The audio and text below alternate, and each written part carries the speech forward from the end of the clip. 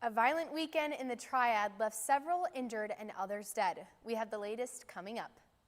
Plus, the government shutdown has now entered day 15. We have the federal workers being affected. And final preparations are being made ahead of HPU's annual student concert. Jake Gutman has the story. All Access starts right now.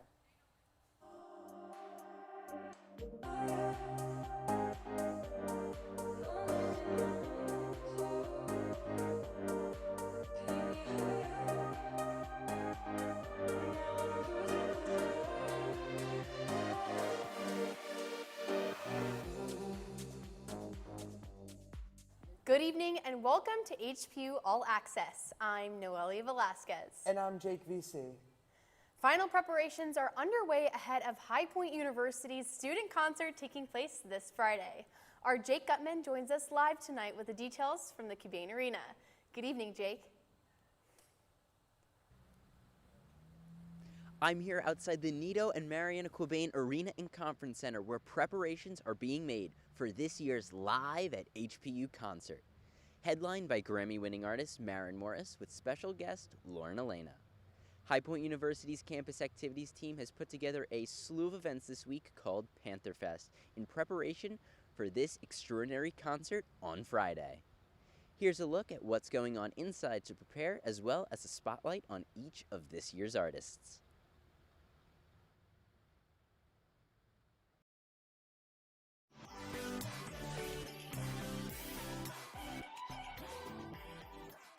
Crews have been working non-stop to transform the arena into a world-class concert venue, testing lights, sound, and staging to make sure every detail is perfect for the show. Maren Morris has become a respected voice in modern music, blending country, pop, and soul into hits like The Middle, The Bones, and My Church.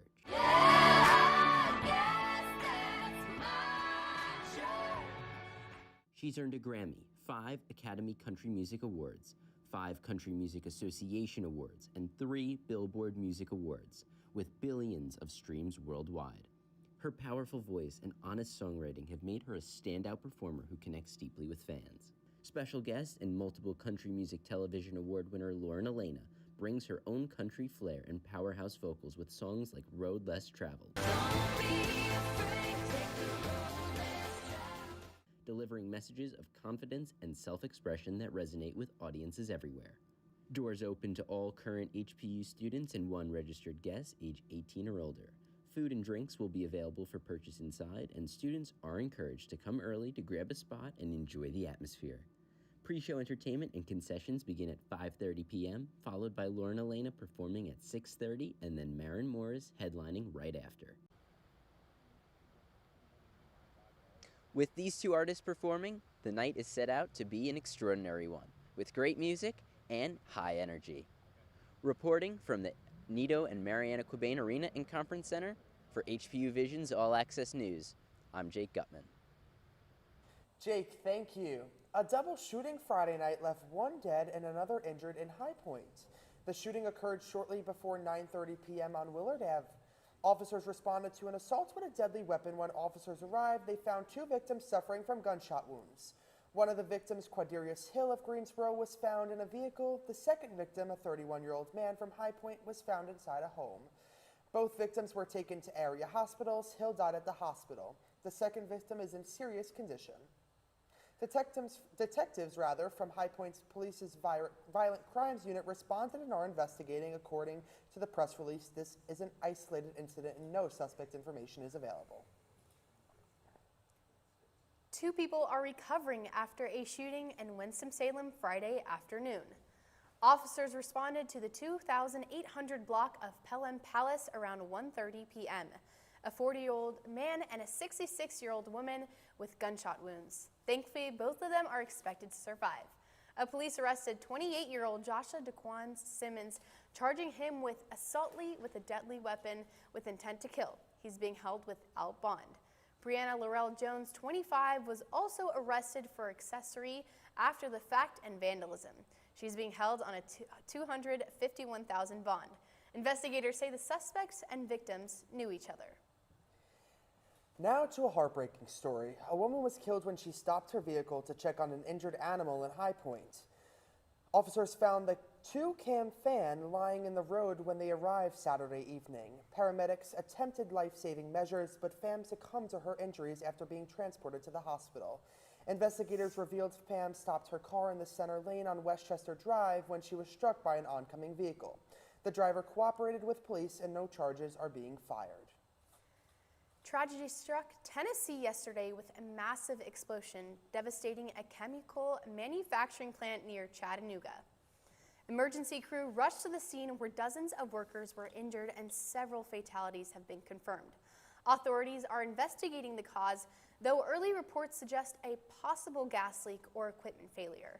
Nearby residents were evacuated on precaution due to hazardous materials released in the blast. The community is coming together to support families affected, and local officials are calling for stricter safety inspections at industrial sites statewide. Drivers across North Carolina are seeing some relief at the gas pump. Gas prices are dropping to an average of $2.98 per gallon, the lowest seen statewide since March. Analysts say the drop is due to lower global oil demand heading into the fall, as well as improved supply chains. Many students who commute or travel on the weekends are welcoming the change, but experts warn the trend may not last. It could tick up prices again ahead of the busy holiday. For now, fill up while it's cheap. After a rainy start to the week, clear and sunny skies made a return to the Triad. Joining us to break down the forecast is our Marissa Janis. Marissa, good evening.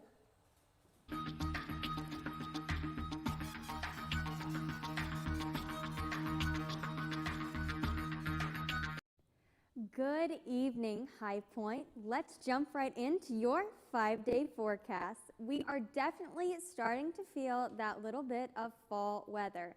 Now, today we kicked off the day with sunshine and highs around 75 degrees, which is pretty much the definition of perfect weather.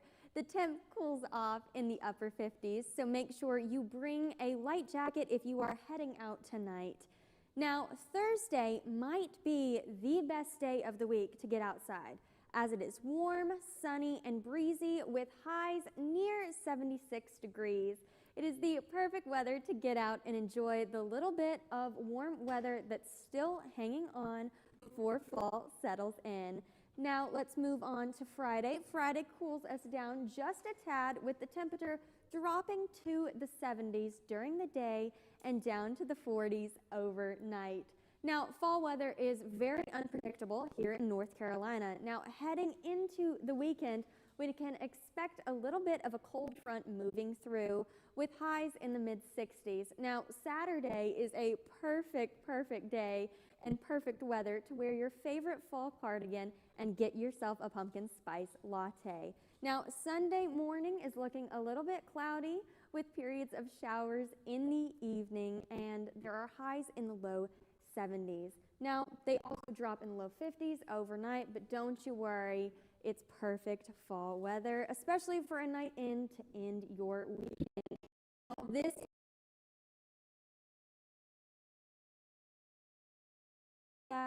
stay cozy while it cools off, and don't forget, every day is a good day when you have good vibes and great weather. Now back to you, Noelia and Jake.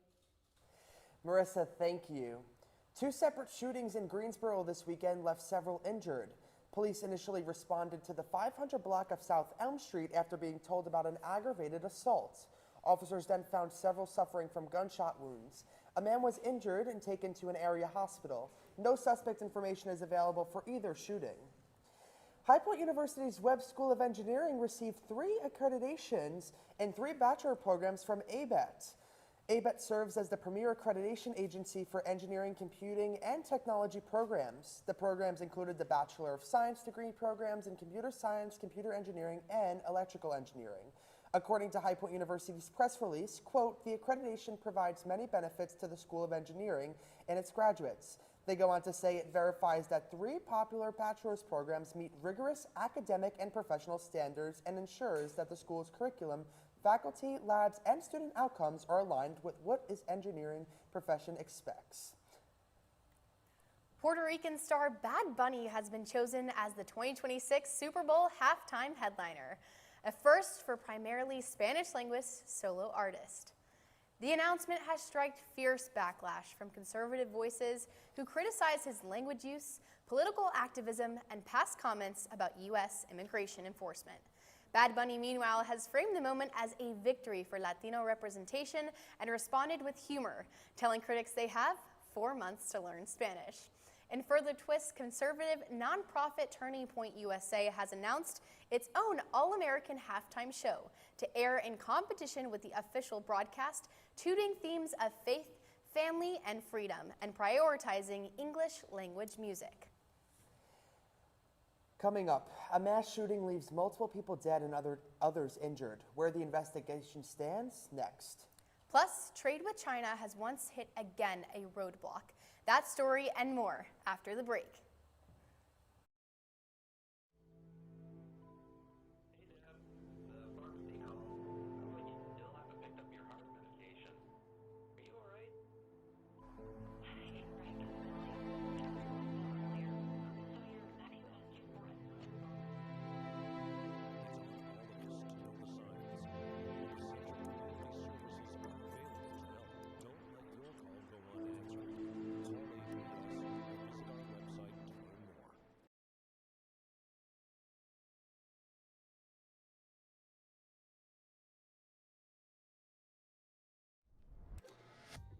As a young girl, I just grew to love using power tools, pouring concrete, and doing things that were scary and loud, and yet I looked around and realized no other girls are doing these things.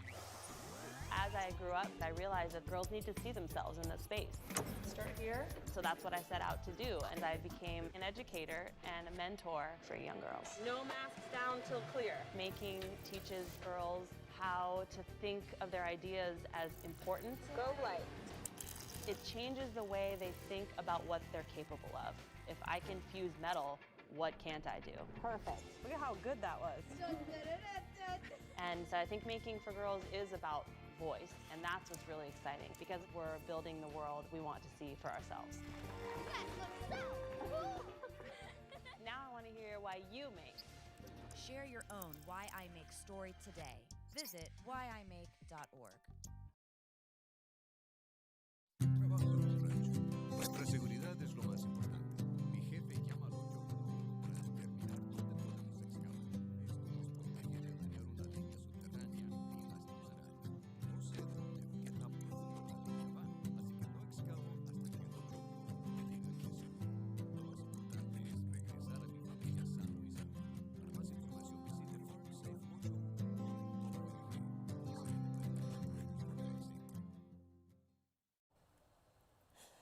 The Halloween block party is happening right now in front of Patriots Plaza. Nick Allen joins us in studio, but was there moments ago. Good evening, Nick. Good evening, Jake Noelia. Going on right now at Patriots Plaza, right outside of the R.G. Wanek building on the beautiful High Point University campus, is the 2025 Panther Fest Halloween block party presented by the HPU Campus Activities Team. Want a fun activity to do as you're walking back from your Wednesday evening class? Or you just want to relieve some stress from the first week back from fall break and have some fun? Well, right in front of the R.G. Wanek building, there will be exciting activities such as an escape room, an inflatable meltdown to play with your up to 8 friends, a painting activity, and plenty of loud live music to dance to. And if you're hungry, the Panther Fest is exactly where you need to be, as there will be a Zecco's 2-to-go food truck serving the best food locally, as well as a candy bar and candy apples table to grab a quick, tasty snack to suit that hunger. For more excitement, there will even be a magician that will be walking around with a Beetlejuice performer that is going to be a judge of a costume contest. So show up in the best Halloween costume you have for a chance to win meet and greet passes for Friday night's special concert performer and Grammy Award-winning country artist, Maren Morris, who has sung notable songs such as The Bones and The Middle. If you haven't grabbed a tasty snack or played one of the many activities yet, the event ends at 9 p.m., so grab some of your friends and go enjoy the fun outside of the R.G. Wanek building from the extraordinary campus of High Point University for the 2025 Panther Fest Halloween Block Party. I'm Nick Allen, and this is HPU All Access. Back to the desk. Hey, Nick, real quick. You said candy apples, did I hear? Candy apples, yes. There was a whole desk of candy apples. Looked very tasty. Obviously, I couldn't go over there because the event hadn't started yet, but trust me, I wanted to dive into the candy apples. Nick, could you also describe the energy at the block party? Yeah, the energy was electric. A lot of people out there. Looked like a lot of fun. If I wasn't here doing this right now, I would definitely be over there at the RG Wanek building. Awesome, Nick. Well, thank you. A mass shooting in South Carolina left 4 people dead and 16 injured early Sunday morning. The shooting occurred at a bar in St. Helena Island, South Carolina, according to the Beaufort County Sheriff's Office. In a post release to X, Representative Nancy Mace said she is completely heartbroken to learn about the devastating shooting in Beaufort County, the area she represents. No arrests have been announced in the incident, though the Sheriff's Office said it was investigating a person of interest. Measles cases are on the rise again in the United States, with the CDC reporting over 2,000 confirmed cases so far this year, marking the highest numbers in over a decade. Health officials warn that the vaccine hesitancy and misinformation are major factors contributing to outbreaks, especially in communities with low vaccination rates. School and health departments are ramping up efforts to increase immunization and educate the public on the serious risk of measles, which can cause complications like pneumonia and brain swelling. Authorities urge everyone to check their vaccination status and get boosters if needed. Joining us now to break down your latest news in politics is Zach Fisher. Thanks, Noelia and Jake. This past week, it's been a busy week in the world of politics. To start, the government shutdown has Washington, D.C. on their toes. Neither the Republicans or Democrats are willing to open up the government due to controversial opinions from both sides on sensitive topics. Leaders in both parties point fingers at each other, yet no breakthrough is in sight. We're living in a moment of deep uncertainty. Federal workers feel the strain and worry of not getting paid.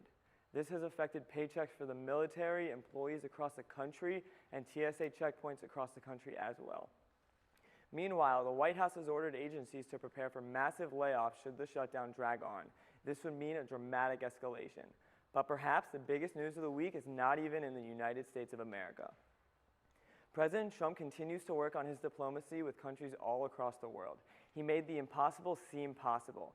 With this multiple point plan, the idea of peace in the Middle East is now something the world can think about.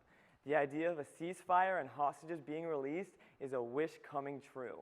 The world watched when Secretary of State Marco Rubio abruptly handed President Trump a note during his roundabout conference last week. Trump was told he needed to be the finisher for this deal. We are all going to see what happens in the near future if Washington will reopen and the government will resume work. Hopefully after this peace deal, there will be permanent peace in the Middle East. Back to you, Jake and Noelia. Brand new flashing stop signs have been added to the intersection of Panther Drive and Innovation Way to add more visibility. Sources close to the issue said that the goal is to cut down on speeding, especially at night. We reached out to campus police and security for a statement regarding the new flashing signs and the exact reason they were put up, but have not heard back. In ongoing trade tensions, China has doubled down on its refusal to back down amid renewed tariff threats from former President Donald Trump's political allies. China's Ministry of Commerce released a statement reaffirming their commitment to fair trade and warning that escalating tariffs would hurt global markets, both economies. Analysts say that the current U.S. administration is focused on diplomatic negotiations, but tensions remain with high Trump supporters pushing for tougher policies. The uncertainty has caused volatility in stock markets and added challenges for American businesses relying on Chinese imports.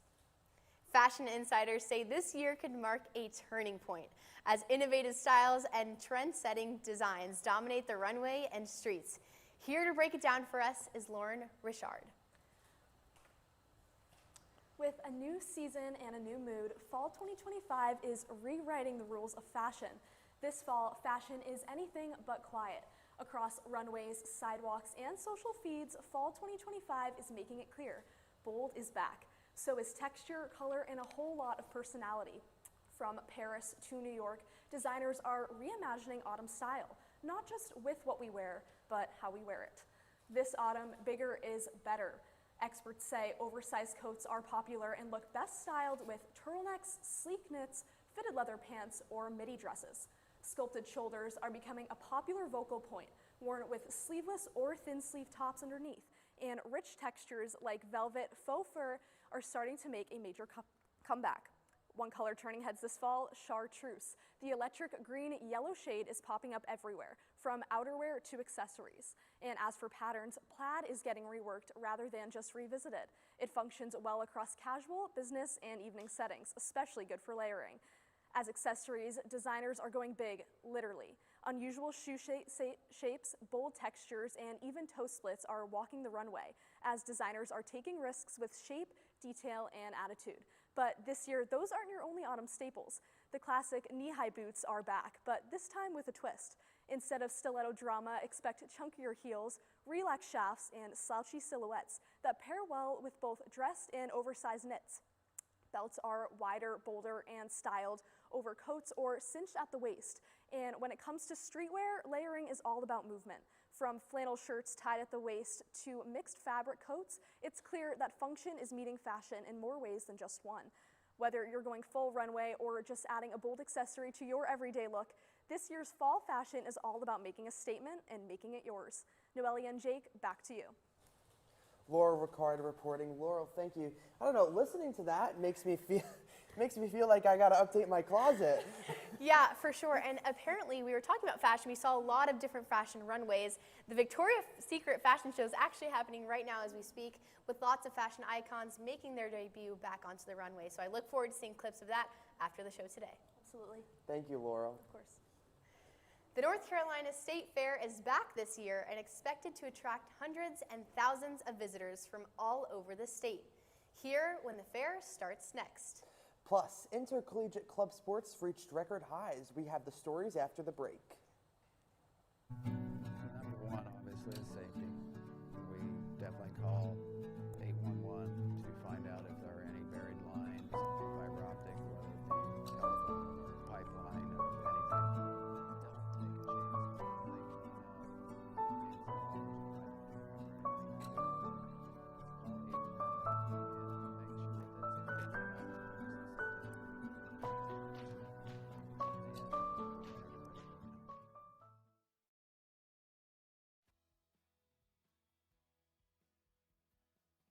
I used to drive an ambulance as an EMT, and I've always tried to be a safe driver. If people knew what I know, lives could be saved.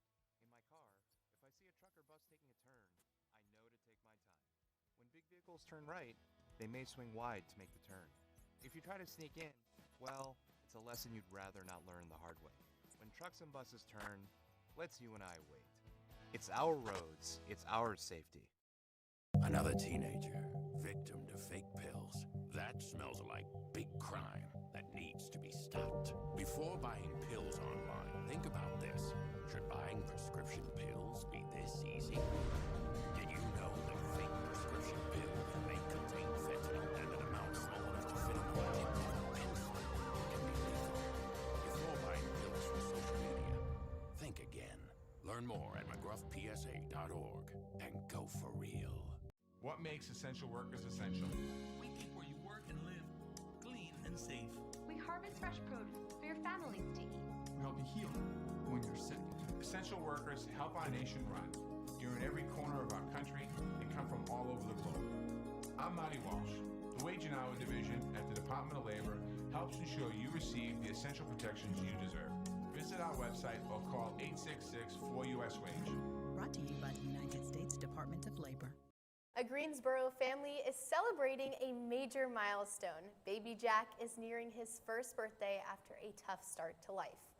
Born at just 30 weeks, Jack had no heartbeat at birth and spent 70 days in the NICU battling serious health challenges, including respiratory distress. Thanks to treatments like surfactant therapy supported by research funding from the March of Dimes, Jack steadily improved. His parents, Mike and Lindsay Orlando, credit the incredible team of doctors, nurses, and specialists for helping bring their little fighter home. The 2025 Nobel Peace Prize has been awarded to Venezuelan opposition leader Maria Corina Machado for her courageous and relentless fight for democracy and human rights in Venezuela. Despite facing political persecution and threats, Machado has been a symbol of nonviolent resistance against authoritarian rule, advocating for free and fair elections. The Norwegian Nobel Committee praised her for an extraordinary example of civilian courage in Latin America. While her award has sparked some controversy due to her calls for foreign intervention, it highlights the global struggle for democratic freedoms and peaceful political change. This weekend, hundreds of students will make their way to HPU's Open House and Instant Decision Day. Students that attend Open House can expect to experience national-ranked facilities, food, dorms, hear directly from President Nito Cobain, explore majors, and meet our caring community. They also can discover why HPU is attracting thousands of students from across the nation. Applied seniors who completed application files will receive their admissions decision at Open House. The North Carolina State Fair is getting set to get underway tomorrow, Thursday, October 16th. The fair creates an experience unique to North Carolina and has free entertainment, thrilling rides, and games. The event also offers agriculture businesses to showcase its crops, livestock, and technology. The fair will run until the 26th of October and is expected to attract visitors from all over the state. The 2026 Winter Olympics are set to take place from February 6th to the 22nd in 2026 in Milan and Cortina d'Ampezzo, Italy. This marks the first time in 20 years that the Winter Games are returning to this stunning region. A record of 116 medal events will be contested across 8 sports, including the Olympic debut of ski mountaineering, or skimo, featuring sprints and a mixed gender relay. The Games will also showcase a significant increase in female participation, with women accounting for over 47% of athletes. The opening ceremony is scheduled for February 6th at San Siro Stadium in Milan, while closing ceremony is to take place February 22nd at Verona Arena. The torch relay will commence on November 26, 2025 in Olympia, Greece, and conclude in Milan on February 6, 2026. Covering 12,000 kilometers and involving over 10,000 torchbearers. High Point Intercollegiate Club Sports announced a new record high for athletes this 2025-2026 school year. In total, 890 students are participating on a team that is a 22% growth from last year. September saw 84 events, and 35 of those events were right here on campus. Well, lots of action while we were on fall break. Was HPU Women's Soccer able to pick up their first win? Joining us now with your sports update is Nick Allen. Good evening, Nick. Good evening, Jake. It took 11 games, but the High Point women's soccer team finally ended their losing streak and picked up their first win. After only scoring 4 goals in the first 11 games, the Panthers offense came to life Saturday night at Vert Stadium, knocking in 3 goals against Presbyterian. Julia Ginquinto got the game started with a chip shot goal in the 30th minute. Then Bella Burr and Morgan Wilcox each scored off a corner kick within a minute and a half apart in the second half for the Royal Purple and White to lead HPU to a 3-0 shutout victory for the team's second game, scoring at least 2 goals this season. It was the first career goal for both Ginquinto and Burr. It was only a matter of time before High Point's offense found its spark, and it definitely did Saturday, as the Panthers were dominant on their attack, recording a season-high 20 shots on the night. Head coach Aaron McGinnis said after the game, quote, "It's been a long time coming, and it feels good to finally convert on our opportunities. I'm super happy for them to get a win on the board and to keep rolling from here," end quote. While it might be late in the season to do so, HPU is looking to turn its previous losing ways around and start a winning streak, as the Panthers are currently battling it out in Virginia against Radford University. The 5th-ranked HPU men's soccer team was just as successful, even though it took a little bit longer to get on the scoreboard and seal the victory. After coming off a toughly battled 2-0 loss to 23rd-ranked UNC Greensboro to end HPU's unbeaten record, High Point battled it out against USC Upstate last Sunday night in the misty rain and heavy wind, with hopes of bouncing back into the winning column. With slick turf conditions, both teams came up empty for 75 minutes, as it looked like the game could possibly end in a draw. That thought was quickly shut down, as a scoreless tie would be no more, thanks to Big South leading goal scorer Daniel Lugo, as he added on to his tremendous season with his 8th goal in the 76th minute, opening the game wide open for the 1-0 Panther lead. Not even 7 minutes later, High Point scored yet again, This time, Bo Yance got in on the fun, netting in his second goal in 3 games for the 2-0 demanding lead in the 83rd minute. The strong second half attack proved to be enough as the Panthers remain undefeated in conference play and regain their top spot in the Big South Conference rankings with 12 points. It was a short week last week with 2 games in 4 days for HPU, but the Panthers will surely be happy to get a well-rested, nearly week break before heading up to take on Radford Saturday, October 12th at 2 p.m. Soccer isn't the only sport that HPU has been dominating in. The volleyball team has been on fire since entering conference play. After dropping to Winthrop 2 weeks ago, the Panthers have been on an absolute tear, winning their last 3 games, including a win this past weekend against Presbyterian in 4 sets, 3-1 in the Millis Center. It didn't look pretty to start the season for the women, but they seem to have found the winning ways that won them the last 2 Big South championships. And they definitely found their way against Presbyterian as 4 Panthers finished with double-digit kills, led by the sophomore phenom Alad Landi, who finished the night with a team-high 16 kills to add on to her spectacular season thus far. Riley Boyne, Maya Buchan, and Addison Freeland all earned double-digit kills as well, but it's been Lalonde that's really been leading the charge for the team, as she's recorded at least 16 kills in the last 4 games. After 2 wins in the team's first 9 games, High Point currently has a record of 7-8 and looks to continue its win streak against UNC Asheville on Friday, October 17th at 6 p.m. Lastly, we move to professional as the Carolina Panthers got a big win over the Dallas Cowboys Sunday afternoon. After running back Rico Dowdle ran all over the Panthers defense the week before, finishing with a season-high 206 rushing yards and a touchdown. In a 27-24 win, the backup for injured Chuba Hubbard came into the game against his former team the previous 5 seasons to prove the Dolphins game wasn't just a fluke. The game was personal for Dowdle, and he stepped up to the challenge of showing why Dallas made a mistake and letting him go this past free agency, as he made the Cowboys defense miss all afternoon, finishing just short of his yardage from the week before with 183 yards and 56 receiving yards, including a 36-yard touchdown.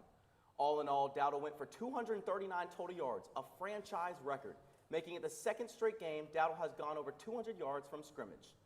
Dowdle now has the top 2 rushing yard performances this season, which is simply remarkable for a guy that just took over the starting role 2 weeks ago, once Chuba Hubbard went down with an injury.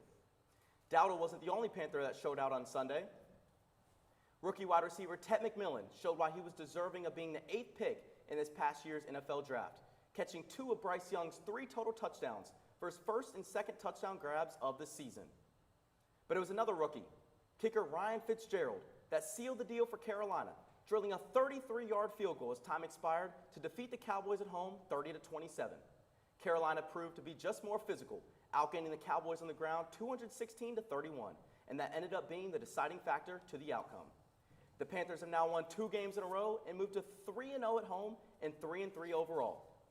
Despite not having a 1 game on the road this season, Carolina looks to change that and win its 3rd game in a row against the winless and struggling New York Jets this Sunday. Can Carolina continue its magic at MetLife Stadium? Tune into Fox for 1 p.m. for that answer. That is a sports update from the last few days. I'm Nick Allen, and this is HBU All Access. Back to you guys. I mean, Nick, crazy, right? We were talking about Carolina a few weeks ago, couldn't win a game. Now they're on this streak. I mean, all of HBU's teams too, though. The women's soccer team picking up its first win, volleyball. What do you think is continuing to push Carolina forward? Why are they doing so good recently? Like you said, Carolina sports have been dominating. Yeah. First, the Panthers, like you just said, we were talking about it 2 weeks ago, how Dave Campbell's head coach was, do we let go of Bryce Young? And now they win 2 in a row, beat the Dolphins 27-24, and then they beat the Cowboys this past week. Dave Campbell's best win as head coach. Rico Dowdle has been absolutely terrific. Recorded over 400 rushing yards in the last 2 games. Unbelievable. He's been excellent. He's definitely been the reason the Panthers have done so well. And then High Point Sports, what can we say? The women's team pick up their first win. Volleyball gets on its winning streak. And then soccer, as always, they just moved to 11th in the country. They've been playing well all season. Carolina sports is doing amazing. Yeah, that's it. I don't know too much about sports, but as a fellow North Carolinian, I do hope to see HPU thrive and the Carolina Panthers make a win back after, a dry period for a little bit. Go Panthers. That's it. And Marissa, I mean, you're from North Carolina. You're also the biggest Penn State supporter I know. So you don't have them to root for. You have the Panthers to root for. But you always bring some good news around with the weather. So what do you got for us in the morning? That is true. Thanks, Jake.